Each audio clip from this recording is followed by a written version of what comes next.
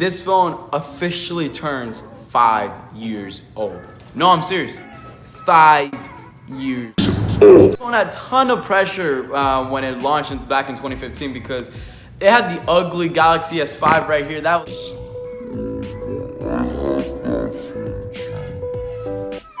was a bad phone. The battery. Oh my god, dude.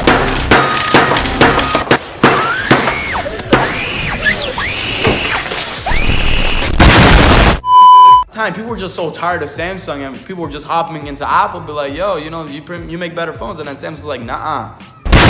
And this phone came out. Delivered because when the phone launched, the phone is actually like the build quality really did improve from the Galaxy S5. This is made up of glass on both sides. The glass is on the back and on the front. Improve the camera as well. Sort of. Me talking, let's get right into this review. I am, probably don't. My name is Gabriel. I post videos about tech reviews, tips and tricks, and news every Monday and Friday. So if you haven't already, hit the subscribe button, hit the like button. Also, it helps me a lot. Go over the price of this phone, how it sells right now, to see if it's worth it by the end of this video. Sell this phone for around 70 to 150 bucks. Not bad, not bad. What are the features of this phone? Go over the camera.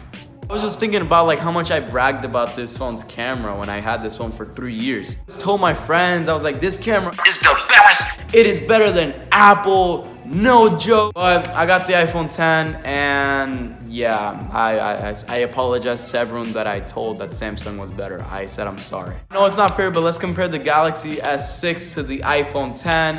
Even though these phones are 2 years apart, you can see the clear difference. I look white, I look washed out. And the iPhone 10, I look like, you know, I have color. For this camera on the Galaxy S6, it's 16 megapixel on the back, shoots up to 4K 30 frames per second. Front camera is 5 megapixels. Front camera is 5 megapixels and shoots up to 1440p at 30 frames per second. Buying this phone, I believe camera shouldn't be one of your main factors because this is not a good camera. I'm telling you, you can get a better camera at a better price. The display of the Galaxy S6. The display in this phone is, oh my god, this is honestly the best display, like one of the best displays I've seen in my life. This phone shows up to 2K video. Yeah, I know. 2K. Just look at this, guys. Look how beautiful this is. Full brightness, 2K video right here. Tell me not. Cost of having an amazing display is the battery.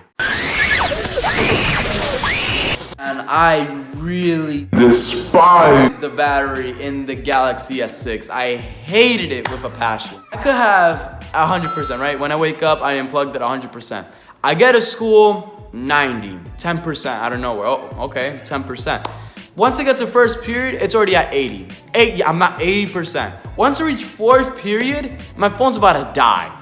Fourth period, it's about to die. And after I charge it, after like fourth period, by the end of the school day, I will have literally 2%. I have to charge it at a school that I volunteer at. Like, it's just comparing to iPhone, the standby time. Standby is like, you put your phone in your pocket and you don't do anything with it.